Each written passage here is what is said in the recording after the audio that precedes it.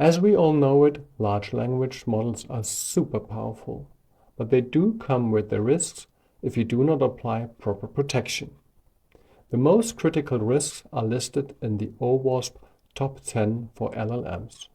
For those who do not know it, OWASP stands for Open Worldwide Application Security Project, and this is pretty much an industry standard that you can rely on.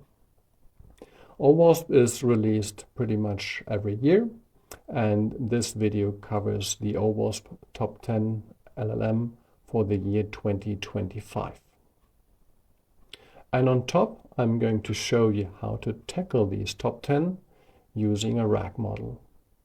Well, RAG, another acronym, what does that mean? RAG stands for Retrieval Augmented Generation. In short, it means that we are using a trusted data source to generate the response from the LLM. But let's start from the beginning. So what's the typical setup? We have a user here.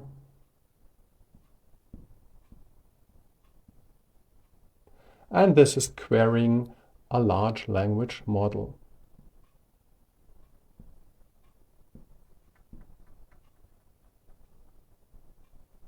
So he sends the query, and then he will get back the response.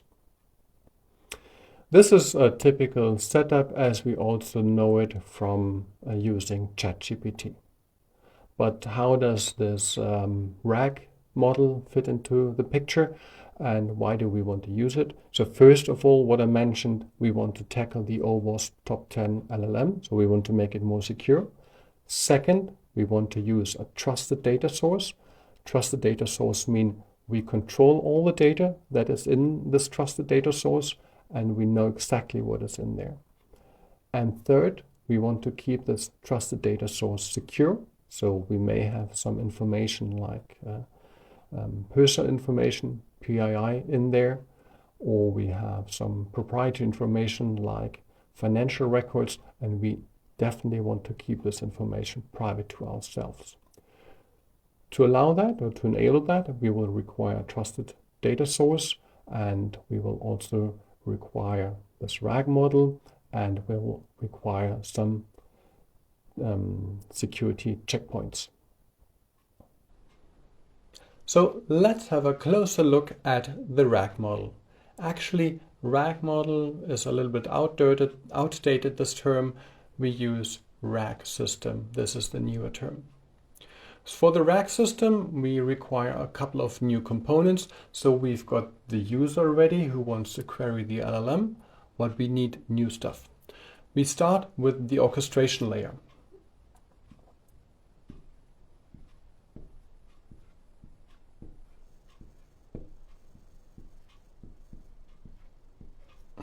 This is a new component, and this is actually the glue component that connects everything together.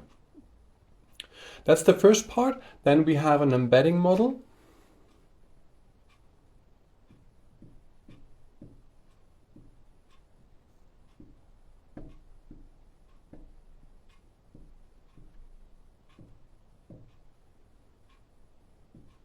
And this embedding model is creating the vectors for us. These vectors for the data are stored in a vector database.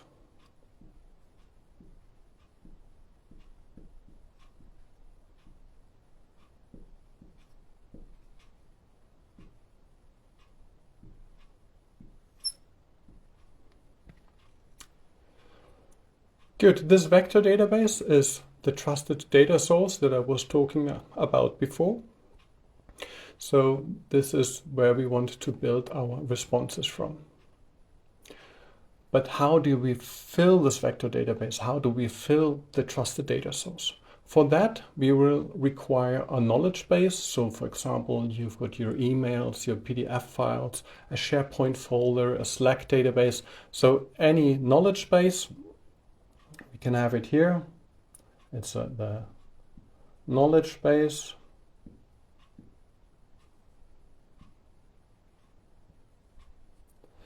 And the information from that knowledge base is injected into the orchestration layer. So the orchestration layer takes that information and cuts it into chunks, and all these chunks are sent to the embedding model. The embedding model is creating a vector for each chunk.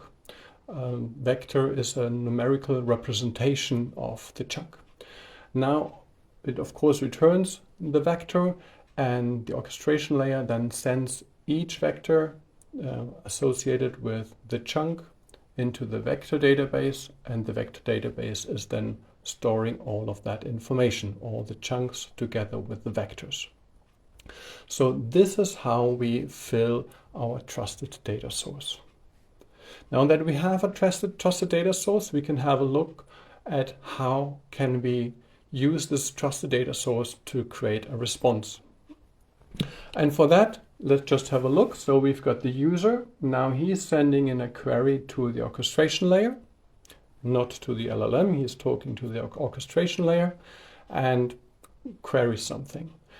The orchestration layer takes this query and sends it to the embedding model. And the embedding model is creating a vector out of this query. It's returning this vector, and the orchestration layer is then asking the vector database to find the nearest neighbors and closest neighbors for this vector.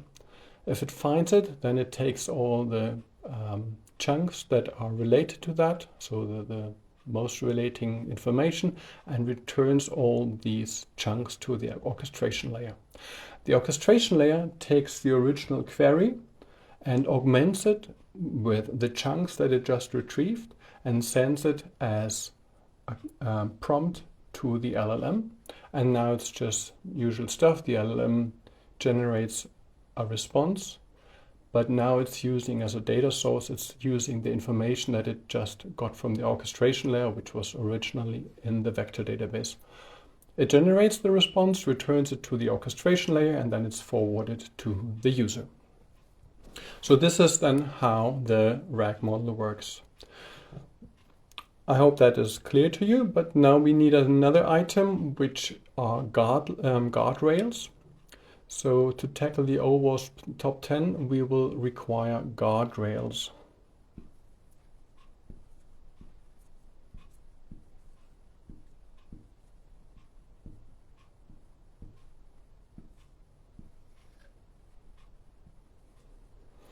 So we can have here several guardrails. What do? They are checkpoints, and these checkpoints check the data that is flowing through. And for example, we can have here the input query, and then you can have a guardrail which is checking the input, whether it's malicious or whether it's allowed to use this operation or request this query. Then we will retrieve some information from the vector database, so we will retrieve the chunks, and then you can have a guardrail that checks whether there is some sensitive data in there that you don't want to use, like for example PII, you don't want to turn that to the user. And then you've got the LLM. This LLM is generating a response, returning the response to the orchestration layer. And here you could have another guardrail doing a final check, for example, checking whether there was any hallucination and then just blocking it or asking the LLM to do it again. So we've got now all components together that we require. And let's have a look now at how we can tackle the OWASP top 10 with what we have here. And now let's go through the OWASP top 10 one by one. LLM 01, prompt injection. Here we have to distinguish between direct prompt injection and indirect prompt injection. Direct prompt injection occurs when a user sends a query to the LLM that alters the behavior of the LLM. Indirect prompt injection happens when the user instructs the LLM to scan external sources that also alter the behavior of the LLM. That can, for example, happen when the user asks the LLM to analyze an external website, and this website contains some malicious code. Against both attacks, we have some guardrails to protect us. So for direct prompt injection, we can have a guardrail that blocks any incoming query that contains malicious or unwanted commands. And for the indirect prompt injection, we can block any requests to the LLM to read or analyze any data from untrusted external sources. LLM 02 Sensitive Information Disclosure. This is about the LLM leaking sensitive information to the user. Sensitive information, for example, like personal identifiable information, PII. PII could be name, address, telephone number, birth date, for example. You need to protect that, especially if you need to adhere to regulations like the European GDPR or the American CPRA. What can we do against that? We do this with guardrails. So with guardrails, we can detect sensitive information and can block it or discard it so that it's not sent back to the user. But there are three other things that we need to take care of, and it's mainly about the protection of your data. So the first thing is data at rest encryption. So we've got all the information here in the vector database, and if you've got an attacker who's able to steal the vector database, then all your data is lost. So you need to protect or encrypt this vector database. The second thing is data in transit protection or encryption. We are sending around here a lot of information, and this data needs to be encrypted in transit, and this is something that we do typically with TLS. And the third option, or the third thing, is actually the most difficult one. This is the data in use protection. So this system is processing the data, and you need to protect it here as well. You may have a user or an attacker who's scraping your RAM, and when he is scraping your RAM, he sees all the sensitive information. What can we do against that? We're using confidential computing. Confidential computing will encrypt your RAM, and therefore it's safe. LLM 03, supply chain. Here we have different type of attack vectors. For example, you can have software vulnerabilities as they were exploited in the Shadow Ray attack in 2023. Or you have tempered models, or you have deprecated models. To tackle this, you really need to know which components are deployed in your system. Ideally, you keep a software bill of material, an SBOM listing all the components and also which versions these are. And of course, you need to get them from trusted sources, and you need to update them regularly. Another important item is to run the whole RAG pipeline within confidential computing, because with confidential computing, you have an attestation for each component, and an attacker wouldn't be able to exchange components. LLM 04 data and model poisoning. Here we have wrong or maybe harmful information in the pre-trained data. This may lead to biases or misinformation in the LLM responses. To tackle that, we have to select the training data carefully. Ideally, the service provider does that for you, or he gives you a choice of best training data. LLM 05, improper output handling. Improper output handling refers to insufficient validation, sanitation, and handling of responses generated by the LLM before they are forwarded to other systems. For instance, this may lead to code injection or cross-site scripting with a JavaScript created by an LLM and then executed within a browser. To handle this, we have to have guardrails in place which check the output of the LLM and then block malicious content. LLM 06 Excessive Agencies. LLM-based systems often allow adding agencies or extensions to perform specific tasks like sending out emails or manipulating files.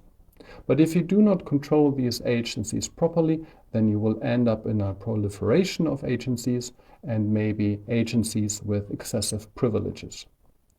This may result in emails being sent out to the wrong persons or all files being deleted. Of course, you want to avoid that. You can do so only by controlling your agencies. So you really need to know which agencies you have installed, and then you have to provide only the appropriate privileges to these agencies. Another possibility is that you add a guardrail which restricts what your agencies can do. LLM 07 System Prompt Leakage. System prompt leakage occurs when an attacker gets access to the system prompts which are actually supposed to stay hidden from any user. The system prompts define the behavior of your LLM and may also contain sensitive information. If this information is leaked to any attacker, then the attacker gets valuable information about the configuration of your system, and with that he may be able to craft targeted prompt attacks. How do we counter that? Again, with guardrails. So we may have a guardrail here to block any incoming malicious requests from the user, and then we can have a guardrail that filters out any sensitive information that may be returned from the LLM. Of course, you should have proper user authorization in place and also separation of privileges. And it's very good practice actually to never embed any sensitive information into system prompts. So any sensitive information like database names, username, password, API keys, or something like that. And then you should also refrain from configuring your system, your LLM, using system prompts. LLM 08 Vector and Embedding Weaknesses. This is actually very specific to RAG systems, and still it is manifold. So you can have an attacker trying to steal information from your RAG system, or you can have an attacker trying to poison the data in your RAG system. For the latter, typical example is an attacker creating specifically crafted documents and uploading them to the system. And these documents contain hidden information which is, when analyzed later by the LLM, changing the behavior of the LLM. For stealing the information, you can have an attacker designing special queries that just retrieve the sensitive information. Or you just have an attacker stealing the vector database. If it's not encrypted, he has got all the information available in that. To counter that, we will require a couple of measurements. So first of all, we want to have proper user authentication and authorization. Then the information, the documents that we are uploading from the knowledge base, they should be validated before they are loaded into the vector database. Then we want to have guardrails in place that check the information that are sent back from the LLM to the users and filter out sensitive information. Then we want to have encryption at rest for the vector database so that it can't be stolen. Ideally, the encryption key here is stored inside of an HSM. Then we want to have encryption in transit for all the information that we are sending around here, and typically we do that with TLS. We also require confidential computing for data in use protection. And finally, we want to have a continuous logging of all the queries, and this information should be sent to a SIEM to detect anomalies. LLM 9, misinformation. Misinformation is mainly about hallucinations, meaning the LLM generates responses that contain false information. A RAG system helps here by design because the LLM is generating the responses on the data inside of the trusted data source. You can also set up a guardrail that checks the responses of the LLM for hallucinations. And then it's actually a very good practice for every user to request citations in their query to the LLM so that you can reveal hallucinations easier. LLM 10, the last one, unbound consumption. Here we talk about attacking the LLM with a massive flood of prompts. This may have different purposes. To bring down your LLM, just like in a denial of service attack, to create huge losses, financial losses for the consumer, or to extract as much data as possible in order to clone the RAG system. We've got different ways to counter that. Ideally, you have guardrails at every stage. So at the input, the retrieval, and the generation. As a concrete example, we can have here rate limits for the user or per IP. And we should also check the prompt size. As you can see, the OWASP top 10 are nothing to be afraid of, if you have an adequate RAG system in place.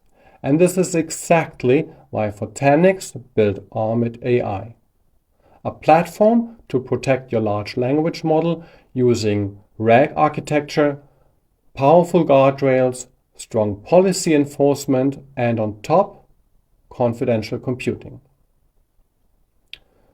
Armet AI protects your sensitive data, and so this is to comply with the regulations, the American regulations CCPA or HIPAA,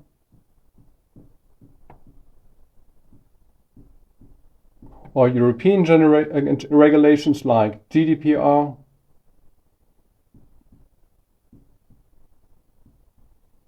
NIS2, PSD2, CRA, and general regulations like PCI DSS.